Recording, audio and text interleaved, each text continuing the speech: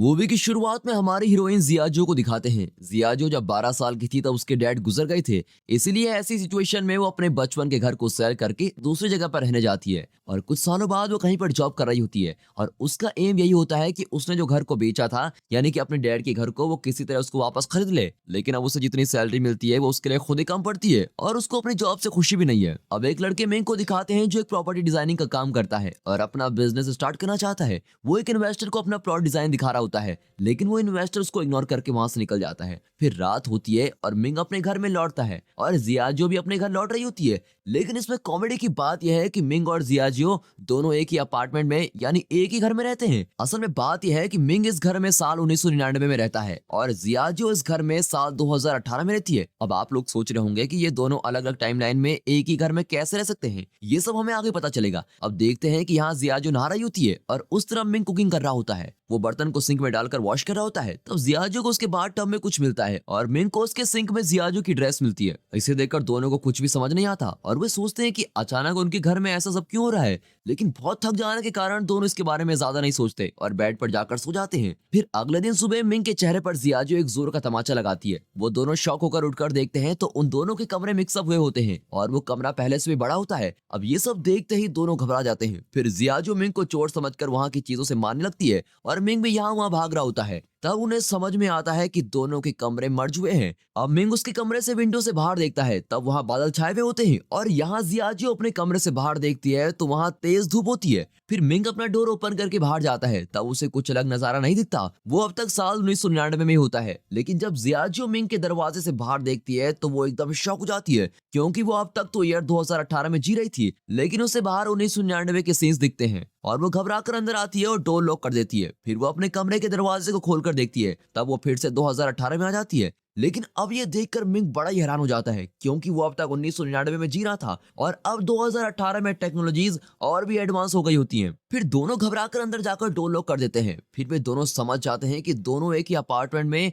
अलग अलग टाइमलाइन में जी रहे हैं। तब जियाजो मिंग के चेहरे पर एक और तमाचा लगाती है और मिंग उसे इसका रीजन पूछता है। तब वो कहती है कि ये सपना है, ये सच में जानने के लिए मैंने तुम्हें तमाचा मारा। फिर मिंग कहता है कि इस तरह लड़ते रहने से कुछ नहीं होगा, क्यों ना हम इन दोनों दरवाजों को एक साथ ओपन करके देखें कि क्या होता है। फिर वे दोनों जाकर अपने साइड वाले डोर्स को एक साथ खोलने की कोशिश करते हैं, लेकिन उस समय उन दोनों के कमरे फिर से मर्ज होने लगते हैं। तब वे समझ जाते हैं कि दोनों दरवाजों को एक साथ खोला नहीं जा सकता। अब जियाजो को याद आता है कि 1999 में उसके डैड जिंदा थे, इसीलिए वो मिंग से कहती है कि तुम अपने साइड का दरवाजा खोलकर मुझे तुम्हारे टाइमलाइन में ले लो, क्योंकि मुझे मेरे डैड से मिलना है। और मिंग भी उसे वहां ले आता है। अब 1999 में आते ही जियाजो उसके डैड से मिलने के लिए बहुत ही खुश है और भागकर जा रही होती है। लेकिन वहां पहुंचते ही वो देखती है कि उसके डैड ऑलरेडी 10 साल के जियाजो के साथ खेल रहे हैं। अब ये देखकर जियाजो बड़ी इमोशनल हो जाती है और वो उनसे मिलने के लिए तेजी से उनके पास जाने लगती है और तभी अचानक उनके सराउंडिंग्स में एक अर्थक्वेक आता है और तेज हवा भी आने लगती है, जिसके कारण वो अपने डैड से मिल नहीं पाती। फिर वो गुस्सा होकर फिर से अपने अपार्टमेंट में लौट आती है। अब मिंग उसे कहता है कि जैसे मैं तुम्हें मेरी टाइमलाइन में लेकर गया, ठीक वैसे ही तुम मुझे भी अपनी टाइमलाइन में ले चलो। और तब जियाजो उसे एडवांस लैपटॉप देती है और उस लैपटॉप को देखकर मिंग बड़ा ही सरप्राइज हो जाता है, क्योंकि उसके टाइमलाइन में तो सिर्फ कंप्यूटर्स हुआ करते थे। तब वो खुद को फ्यूचर में देखने के लिए उस लैपटॉप में अपना नाम टाइप करके सर्च करता है। तब उसके सराउंडिंग्स में अर्थक्वेक आने लगती है और फिर जियाजो को ये समझ आता है और वो मिंग से कहती है कि हम दोनों हमारे पास्ट या फ्यूचर के लोगों से कांटेक्ट नहीं कर सकते और ऐसा करने की कोशिश करते ही इस तरह के अर्थक्वेक आ जाएंगे और इस तरह हम दोनों एक साथ डोर ओपन नहीं कर सकते। अब तुम्हारे डोर को सिर्फ तुम ही ओपन कर सकते हो और मैं उससे बाहर आ सकती हूँ, और मेरे डोर को सिर्फ मैं ही ओपन कर सकती हूँ और तुम उससे बाहर आ सकते हो। इस तरह वो मिंग को ये सारी बातें समझाती है। अब अगले सीन में एक साइंटिस्ट और एक अमीर बिजनेसमैन एक मीटिंग में बातें करते हुए दिखाते हैं। तब वो साइंटिस्ट कहता है कि हमने उस डायमेंशनल टाइमलाइन को क्रिएट कर लिया है, लेकिन वो टाइमलाइन हमारी जगह पर ना आकर इस सिटी में किसी और प्लेस में क्रिएट हो गई है और हमें किसी भी तरह उस प्लेस को फाइंड करना होगा। इस तरह वो उस बिजनेसमैन से कहता है, लेकिन उस बिजनेसमैन के माइंड में सिर्फ एक ही बात चलती है कि उस टाइमलाइन के जरिए बहुत सारे पैसे कैसे कमाए जाए। लेकिन मीटिंग खत्म हो जाती है पर बिजनेसमैन का चेहरा नहीं दिखाया जाता। अब रात हो जाती है और मिंग और जियाजो को नींद नहीं आती। तब जियाजो कहती है कि मेरे डैड मुझे छोड़कर ऊपर चले गए, इसलिए मैं ऐसी सिचुएशन में आ गई हूँ। मुझे जब तक उनकी याद आती है तब मैं उनकी कार की को देखती रहती हूँ और लोन न चुकाने की वजह से मेरे बचपन का घर भी मेरे हाथ से निकल गया है, लेकिन मैं उस घर को वापस खरीद कर ही रहूंगी। अब इस तरह वो इमोशनली बातें करती है। फिर सुबह हो जाती है और जियाजो और मिंग दोनों ही अपने टाइमलाइन में ऑफिस के लिए निकलते हैं। असल में जियाजो को एक अमीर आदमी के साथ शादी करनी होती है और इतना ही नहीं, उसकी एक कंडीशन भी होती है कि उससे शादी करने वाला आदमी अगर उसका घर वापस खरीद कर उसको देता है तो ये उससे शादी करेगी। और इसी कंडीशन के साथ वो कई लोगों को डेट भी करती है, लेकिन उसकी इस कंडीशन को कोई नहीं मानता और ऐसे ऐसे ही चलते चलते उसे एक दिन अमीर आदमी मिलता है जो उसकी कंडीशन के लिए राजी हो जाता है, लेकिन वो जियाजियो से उम्र में काफी बड़ा लगता है और वो बातें भी बड़ी अजीब तरीके से ही करता है। लेकिन वो अमीर होने की वजह से जियाजियो भी उससे शादी करने के लिए राजी हो जाती है। फिर वो कहता है कि कुछ ही समय में मैं तुम्हारे घर को खरीद लूंगा और फिर ऊपर से हम दोनों के नाम के नेम प्लेट्स को लगाना होगा, उसके लिए कुछ पैसे लगेंगे और ऐसे छोटे मोटे खर्चे के लिए मैं कैश कैरी नहीं करता, इसलिए अगर तुम्हारे पास कुछ पैसे हैं तो मुझे दे दो। और इसकी बातों में आकर जियाजियो भी उसको एटीएम से पैसे निकाल कर देती है। फिर वो कहता है कि मैं पानी की बोतल लेकर आता हूँ, लेकिन काफी देर हो जाती है और वापस नहीं लौटता।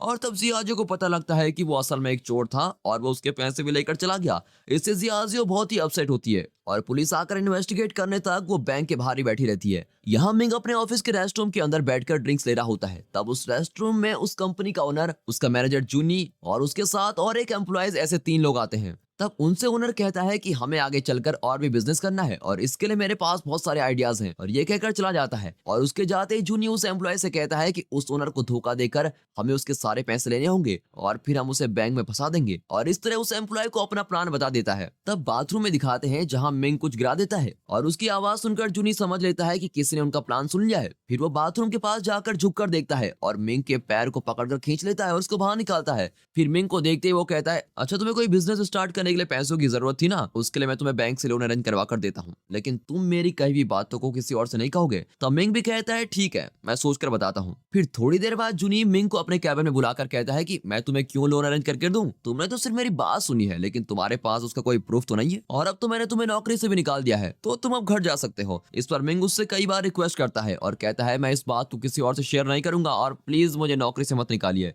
लेकिन जूनी उसकी बातों को इग्नोर करता है और उसे नौकरी से निकाल देता है। यहाँ जियाजियो एक ज्वेलरी शॉप में काम कर रही होती है। तब वहाँ उसकी बचपन की बेस्ट फ्रेंड जियाओया आती है और कई सालों के बाद मिलने से वो काफी खुशी से बातें करते हैं। जियाओया ने एक अमीर आदमी से शादी की होती है और ये बात वो जियाजियो को बताती है। तब जियाजियो भी उससे कहती है कि हाँ मेरे हस्बैंड भी बहुत अमीर है और वो हमेशा बिजी रहते हैं, और इस तरह वो उससे झूठ कह देती है। तब जियाओया उससे कहती है कि आज रात तुम अपने हस्बैंड को साथ लेकर आओ, हम डिनर साथ में करेंगे और मैं भी अपने हस्बैंड को साथ लेकर आऊंगी, और ये कहकर वहां से चली जाती है। और अब जियाजियो एक बड़ी प्रॉब्लम में फंस गई है। झूठ कहने के कारण उसे अब समझ नहीं आता कि वो इसे कैसे हैंडल करे। तब उसे एक आइडिया आता है। वो मिंग को अपना हस्बैंड होने की एक्टिंग करने को कहती है और वो एक कोट को रेंट पे ले लेती है और मिंग को उसको पहनने के लिए कहती है। फिर वो मिंग को इस तरह रेडी करती है जैसे वो बहुत ही अमीर बिजनेसमैन लगे। फिर वो जियाओया की कहीं भी जगह पर जाते हैं और वहाँ जियाजियो मिंग को अपना हस्बैंड कहकर इंट्रोड्यूस कराती है और कुछ देर तक सब कुछ नॉर्मल चल रहा होता है। फिर खाना खाते समय मिंग अपने खाने को जल्दी खाकर खत्म कर देता है और फिर वो अपना कोट उतारकर साइड में रखता है। और तब जियाओया और उसका हस्बैंड सिचेंग नोट करते हैं कि मिंग के कोट पर लिखा हुआ है यहाँ कपड़े रेंट पर दिए जाते हैं, लेकिन ये पता ना होकर मिंग मुझसे कहता है कि मेरी एक बहुत ही बड़ी कंपनी है और इस तरह की झूठी कहानियां उन दोनों को बताता है।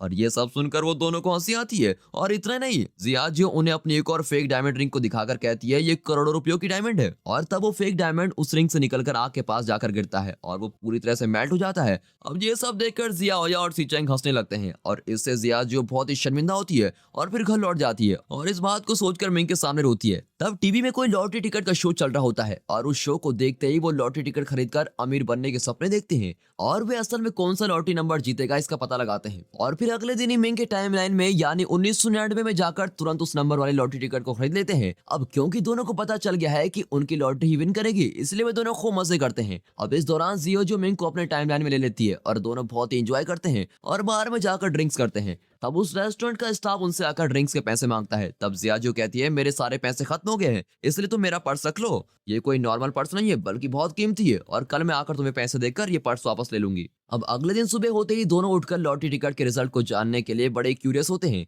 और एज एक्सपेक्टेड उनकी लॉटरी टिकट ही विन करती है। लेकिन तब अचानक उनका लॉटरी टिकट में से नंबर गायब हो जाता है और दोनों बड़े उदास हो जाते हैं। फिर उन्हें समझ में आता है कि वो उनके फ्यूचर को चेंज नहीं कर सकते और तब अगले दिन जियाजियो उस रेस्टोरेंट में जाकर अपना पर्स वापस मांगती है। तब वो स्टाफ मना कर देता है और कहता है कि पहले पैसे दो, लेकिन उसके पास तो पैसे होते नहीं और गुस्से में वो घर लौट रहे होते हैं। तभी उस समय एक बड़े एडवर्टाइजमेंट स्क्रीन पर मिंग को दिखाते हैं। असल में वो 2018 की टाइमलाइन में रहने वाला मिंग है और फ्यूचर में मिंग एक अमीर बिजनेसमैन बना होता है और अब वो मीडिया पर इंटरव्यू देने आया होता है। उसको देखकर मिंग शॉक हो जाता है और सोचता है कि मैं फ्यूचर में ऐसे कैसे बन गया हूँ। फिर दोनों जहाँ फ्यूचर मिंग इंटरव्यू दे रहा होता है उस जगह पर पहुंच जाते हैं। वहां जाकर जब मिंग फ्यूचर मिंग के पास जाने की कोशिश करता है तब वहां फिर से अर्थक्वेक आता है और फिर वो प्रोग्राम भी कैंसिल हो जाता है। तब फ्यूचर मिंग को ऐसा लगता है कि वो इसके पहले जियाजियो से मिला है। इस तरह जियाजियो से जुड़ी हुई बातें उसे याद आती है और यहाँ मिंग स्लिप होकर नीचे गिरता है और उसके हाथ पर चोट आती है। तब फ्यूचर मिंग के हाथ पर भी वही चोट आती है और इससे ये पता चलता है कि मिंग जो भी करता है वो उस फ्यूचर मिंग को भी अफेक्ट करेगा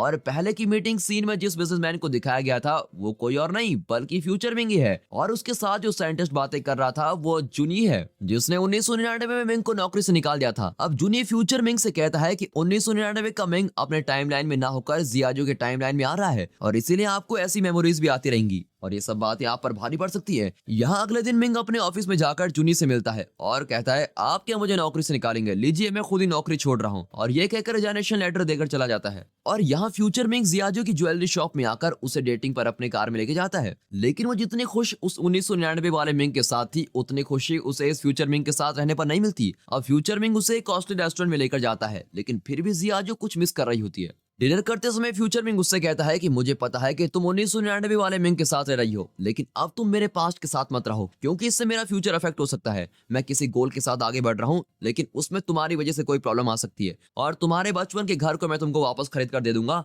लेकिन उसके बदले में तुम्हें 1999 वाले मिंग को छोड़कर उसे दूर जाना होगा। अब ये सुनकर और कोई रास्ता न होने पर जियाजो भी इसके लिए एग्री करती है, लेकिन वो उस घर के लिए नहीं बल्कि उसकी वजह से मिंग के फ्यूचर में कोई प्रॉब्लम्स ना हो ये सोचकर हाँ कर देती है। फिर जियाजो घर आते ही मिंग से कहती है कि मुझे और कोई जगह पर अच्छी नौकरी मिल चुकी है, इसलिए मैं यहाँ से जा रही हूँ। और अगले दिन सुबह होते ही वो अपना सारा सामान लेकर उस अपार्टमेंट से बाहर निकलती है और मिंग को छोड़कर जाने के बारे में सोचकर रोने लगती है, लेकिन जियाजो ने अपने टाइमलाइन में जाते समय उसके डोर को लॉक नहीं किया होता है और वो जरा सा ओपन रह जाता है, और इसे मिंग भी नोट करता है, और अब मिंग जियाजो की हेल्प के बिना ही उस टाइमलाइन में इजिली जा सकता है। अब मिंग के टाइमलाइन में उसका मैनेजर जूनी उस कंपनी के ओनर पर अटैक करता है और इससे ओनर बेहोश हो जाता है। फिर जूनी घबराकर उसे ड्रिंक्स पिलाने लगता है। असल में उसका प्लान ये होता है कि उसे ड्रिंक्स पिलाकर नशे में उसको मारना होगा ताकि लोग समझेंगे कि वो एक एक्सीडेंट से मरा है। अब जियाजो के टाइमलाइन को दिखाते हैं और वो काफी सालों बाद अपने बचपन के घर में लौटी है। तब जियाजो ने जिस पर्स को एक रेस्टोरेंट के स्टाफ को दिया था वो पर्स फ्यूचर मिंग लाकर उसको देता है, और तब जियाजो नोट करती है कि मिंग के कोट पर रेंट वाले शॉप का स्टिकर लगा होता है, और ये देखते ही वो समझ लेती है कि वो फ्यूचर मिंग नहीं बल्कि 1999 वाला मिंग है।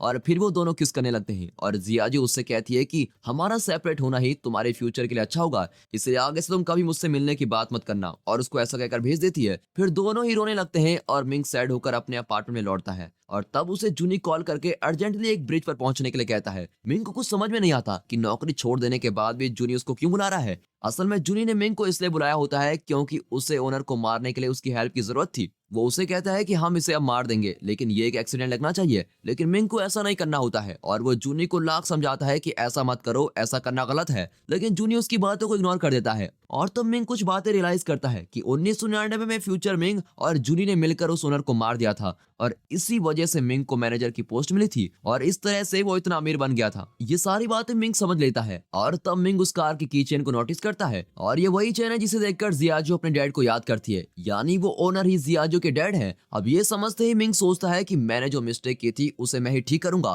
फिर वो जाकर जूनी को रोकता है और उस ओनर को बचा लेता है, और ऐसा करने पर फ्यूचर मिंग गायब हो जाता है और जियाजो को अपने डैड वापस मिल जाते हैं, और वो फिर से बचपन से अपने डैड के साथ टाइम स्पेंड करने लगती है। अब टाइम पास्ट में जाने से वहाँ सब कुछ बदलने लगता है, और मिंग भी सभी को बदलते हुए देखता है, और वो तब जियाजो से मिलने के लिए उस अपार्टमेंट की तरफ भागता है, और दोनों एक दूसरे से मिलने के लिए भाग कर आते हैं, और फिर दोनों एक ही जगह पर मिलते हैं। तब जियाजो धीरे धीरे गायब होने लगती है। तब मिंग उसे कहता है कि अब कुछ देर में तुम गायब हो जाओगी, और अब तुम तुम्हारे पास्ट में आ गई हो, और अब तुम उम्र में मुझसे 7 साल छोटी भी हो। तुम मुझे नहीं जानती, लेकिन मैं तुम्हें अच्छी तरह से जानता हूँ। मैं तुम्हारा साथ नहीं छोड़ूंगा और मैं तुमसे मिलने जरूर आऊंगा। ऐसा कहते रहने पर जियाजो गायब हो जाती है। अब 8 साल बाद दिखाते हैं कि अपने पसंद की कोई म्यूजिक सुनकर जियाजो उस म्यूजिक की तरफ चलकर आ रही होती है, और वहां आते समय मिंग उसको देख लेता है और मिंग उसके पास आने लगता है। तब पास आते ही जियाजो उसे किक करती है और गुस्से में पूछती है कि क्या तुम चोर हो, इस तरह मेरे पास क्यों आ रहे हो। और इससे मिंग सोचने लगता है क्या अब भी हमें इस प्यार को लड़ाई से शुरू करना पड़ेगा। और दोस्तों इसी के साथ ये मूवी यहाँ पर खत्म होती है। दोस्तों ये मूवी आपको कैसी लगी हमें कमेंट करके जरूर बताइएगा, और अगर वीडियो पसंद आ गई हो तो वीडियो को एक लाइक और चैनल को सब्सक्राइब अभी कर दें। And finally thanks for watching.